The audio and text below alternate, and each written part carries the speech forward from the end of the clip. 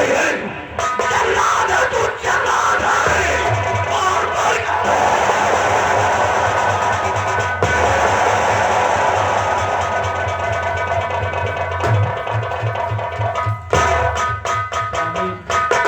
कभी प्रिय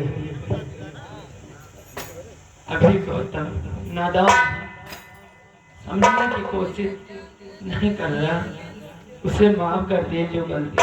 प्रिय तुम जानती हो कि तुम्हारा ही बेटा नहीं हमारा भी बेटा है। जितना दर्द तुम्हें हो रहा है उससे ज्यादा दर्द मुझे हो रहा है। लेकिन देखती हो गौतम कितना अत्याचार कर रहा है, कितना जुर्म कर रहा है। अभी 2-4 दिन जेल में रहेगा, भूख और प्यास से तड़पेगा, तो शायद हो सकता है कि सुधर जाए। प्रिय और प्रिय स्वामी तुम चिंता मत करो। और गुरु जी की बेटी के हाथों में गौतम ने गोली चला दी है और मधु अस्पताल में है। और तुम चलो रात महलों में आराम करो और मैं जा रहा हूँ गंगापुर हॉस्पिटल और मधु से मिलकर बहुत जल्द आऊंगा। प्लीज ठीक है, आओ तुम लोग।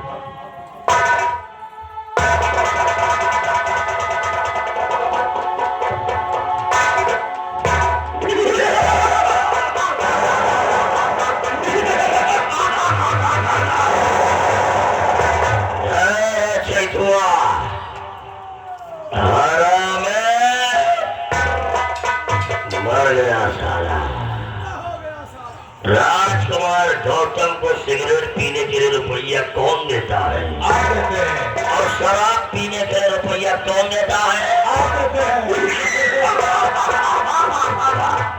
मैंने कसम खाया है कि महाराज गंगा सिंह के परिवार में वो जुर्म का तांडव पैदा करूंगा।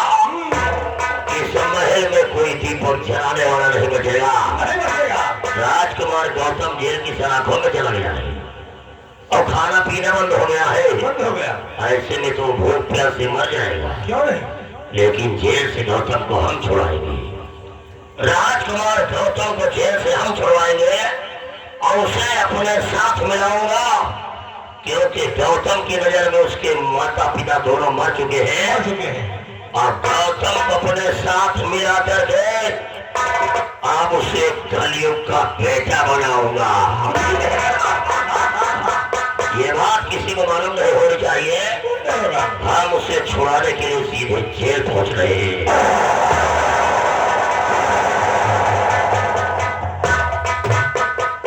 कैसा आने का मौत है कि खोपड़ी पर नाच रही, बर्बाद करे दे रहा महाराज का पूरा परिवार।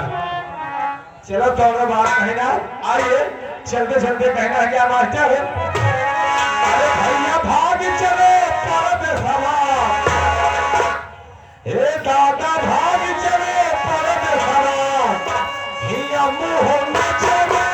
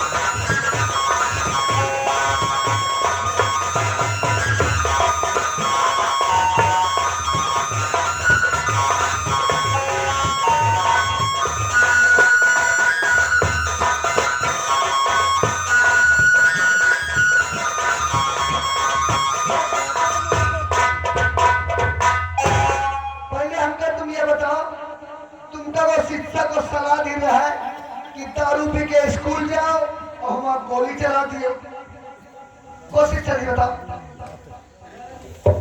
छोटू, अब जो हो गया है वो वापस नहीं आएगा। सबसे बड़ी दुख की बात तो यह है कि पिताजी ने मुझे मेरे हाथों में हाथ करी डाल करके मुझे जेल में डलवा दिया है और साथ साथ खाना पानी भी मेरा बंद करवा दिया है। मैं सोचता हूँ कि अगर 3 दिन जेल के अंदर वो प्यास रहूंगा तो मैं किस तरह जीऊंगा, किस तरह रहूंगा, कुछ समझ में नहीं आ रहा है। आपके पिताजी रोके हैं ना आपको खाना दिया जाए ना पानी दिया जाए, लेकिन आपके नौकर हम बाद में हैं। आपके नौकर बाद में है, पहले आपके मित्र दोस्त हैं जो रोज हमको खाना मिलता है, जो रोज हमको हमारा हिस्सा खाना पानी मिलता है, जो रोज हमको हमारा हिस्सा खाना पानी मिलता है। अपाए वाला हिस्सा खाना पानी हम आपका दिया भाई आपके देंगे, लेकिन ये बात राजा साहब ने जाने। कोई नहीं जानेगा, कोई नहीं जानेगा। ठीक है, आप यहाँ रहिएगा, हम आपके लिए खाना पानी लाने जा रहे हैं, लेकिन खा के यहीं बैठे, कहीं जाना मत, ठीक है ना? मैं कहीं नहीं जाऊंगा और एहसान हमारा जिंदगी भर मेरे ऊपर रहेगा। हम आपके लिए खाना पानी लाने जा रहे हैं, लेकिन ये बात राजा साहब ने जाना। कोई नहीं जानेगा।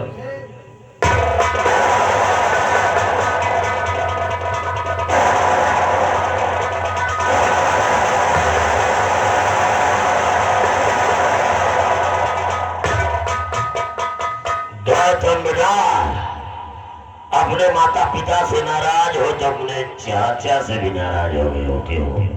बेटे, जब तुम्हारे माता पिता तुम्हें मार रहे थे लेकिन मैं खड़ा देख रहा था, क्या कर सकता था? तुम्हारे पिताजी का नौकर था। लेकिन बेटे तुम चिंता फिक्र मत करो, मैं तुझे जेल से छुड़ाने के लिए आया हूँ।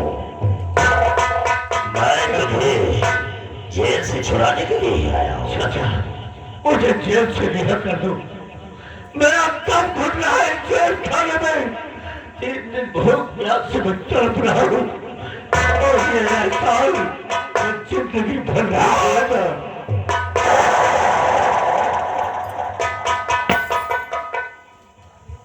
गौतम बेटा, मैं तुझे जेल से तो छुड़ा दिया हूँ, लेकिन तेरे ऊपर एक बहुत बड़ी मुसीबत आने वाली है, बहुत बड़ी समस्या आने वाली है।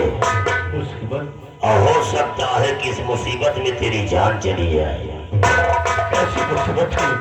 गौतम बेटे, ये तुम्हारे रिवॉल्वर की गोली उस मास्टर की बेटी मधु के हाथ में लगी है और आज भी उस लड़के का हॉस्पिटल में इलाज चल रहा है और तुम्हारे पिताजी हॉस्पिटल उस लड़की को देखने के लिए गए हैं। अगर उस लड़की मधु ने तुम्हारे खिलाफ बयान दे दिया तो तुम्हारे पिताजी तुम्हें फांसी के तख्ते पर चढ़ा देंगे, तेरा राम नाम सत्य हो जाएगा। मुझे फांसी से बचा लो, मुझे फांसी से बचने का कोई उपाय बताओ चाचा, मैं मन भर जाऊंगा। गौतम बेटा, जब तक ये तेरा चाचा जिंदा है तुझे कुछ नहीं होगा, लेकिन जितना मैं कहूँगा सिर्फ तुझे उतना करना पड़ेगा। क्या करना है? जैसे तुम्हारे पिताजी हॉस्पिटल उस लड़की को देखने के लिए गए हैं, तो हम लोग भी हॉस्पिटल चलेंगे और चेहरे पर नकाब लगा करके हॉस्पिटल के किसी कमरे में छिप जाएंगे और जब तुम्हारे पिताजी उस लड़की से बयान ले रहे होंगे, उसी समय अपने बाप के ऊपर जिन्हें गोलियां चलाना है कि हिंदुस्तान के किसी हॉस्पिटल में उनका इलाज ना हो सके और फिर न रहेगा बांस और न बजेगी। अगर फांसी से बचने का यही उपाय है, फांसी से बचने का यही तरीका है, तो ले चलो मुझे गंगापुर हॉस्पिटल। इसी वक्त मैं अपने हाथों से अपने बाप का खून कर दूंगा। शाबाश, तो देर मत करो और दोनों लोग हॉस्पिटल पहुंचते हैं।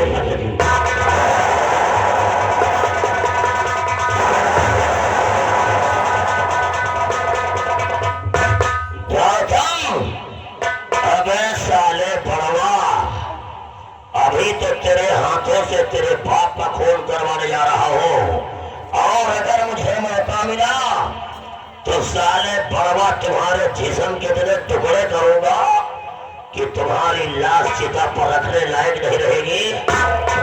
पहले इसे लेकर के हमें हॉस्पिटल पहुंचना है।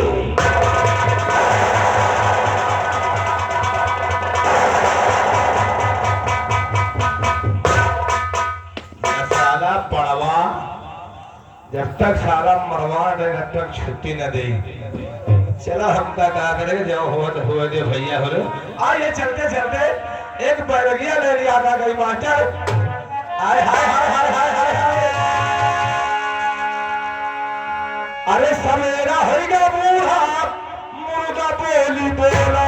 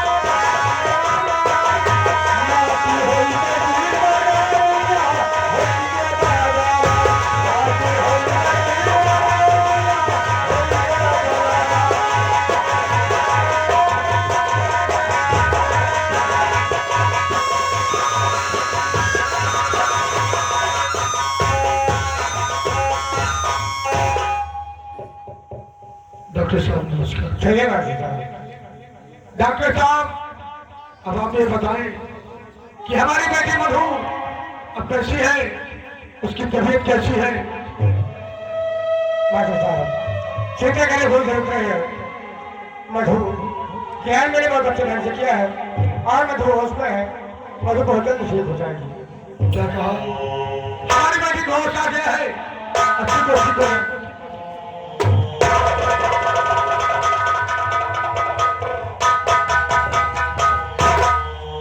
डॉक्टर साहब कहिए महाराज। मधु की तबीयत अब कैसी है? महाराज मधु ने मेरे बहुत अच्छे ढंग से किया है और मधु बहुत जल्द ठीक हो जाएगी और मधु को होश आ गया है। डॉक्टर साहब अगर आपकी इजाजत हो तो मैं मधु से दो बात करना चाहता हूँ। अवश्य कर सकते हो। ठीक है डॉक्टर साहब।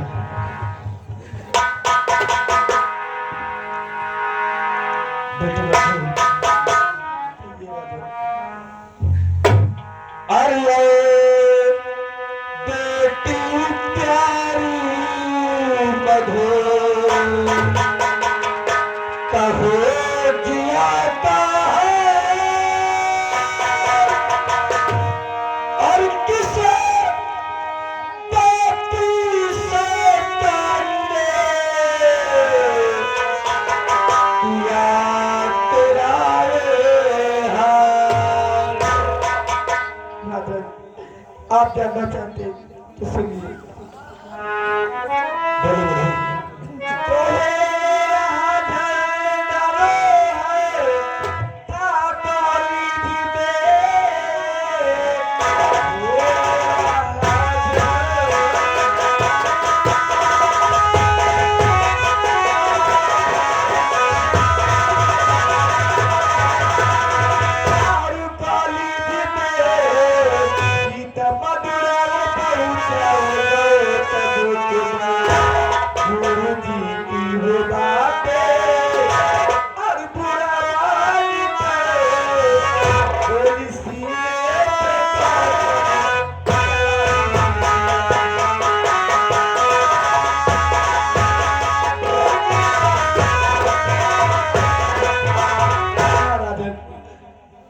अगस्त का दिन था और हम सभी बच्चे मिलकर 15 अगस्त मना रहे थे।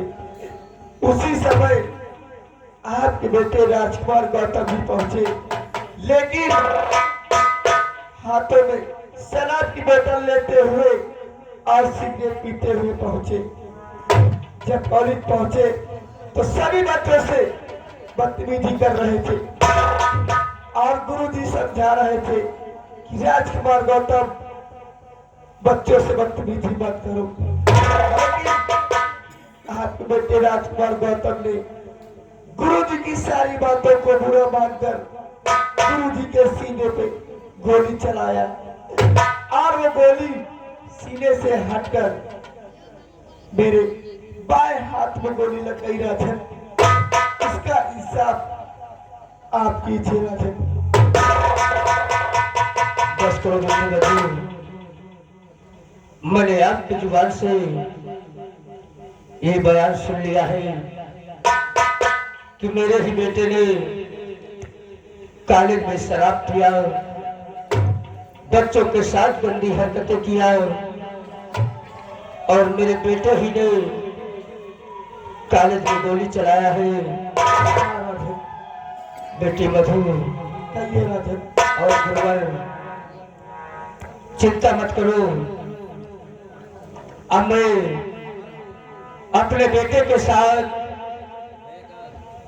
वही इंसाफ करूंगा जो इंसाफ हर एक प्रजा के साथ।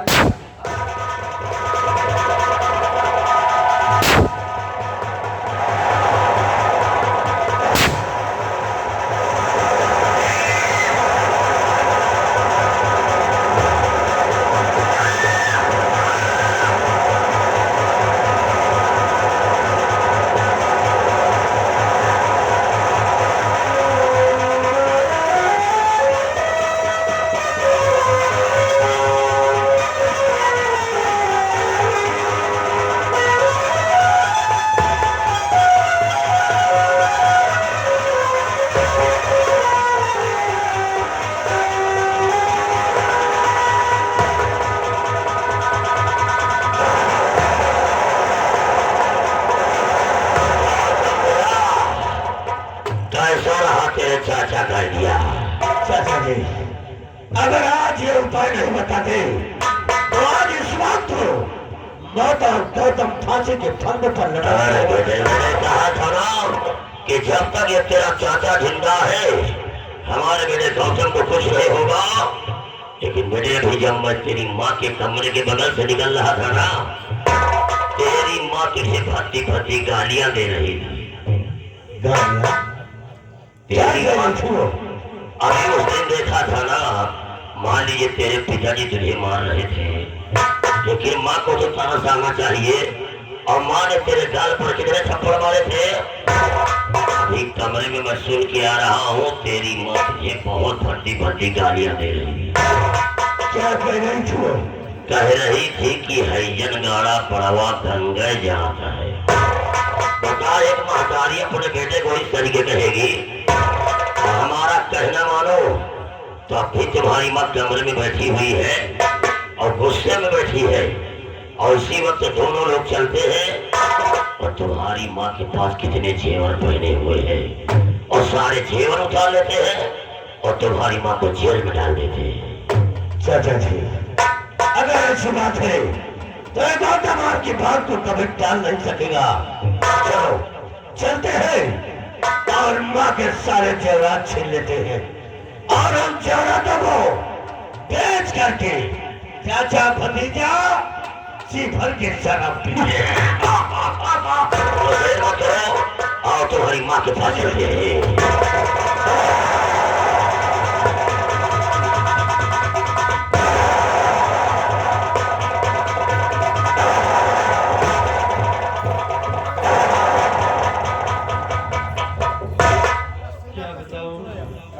जब से मेरा गौतम बेटा मेरी नजरों से दूर हो गया, न मुझे खाना अच्छा लगता न पानी।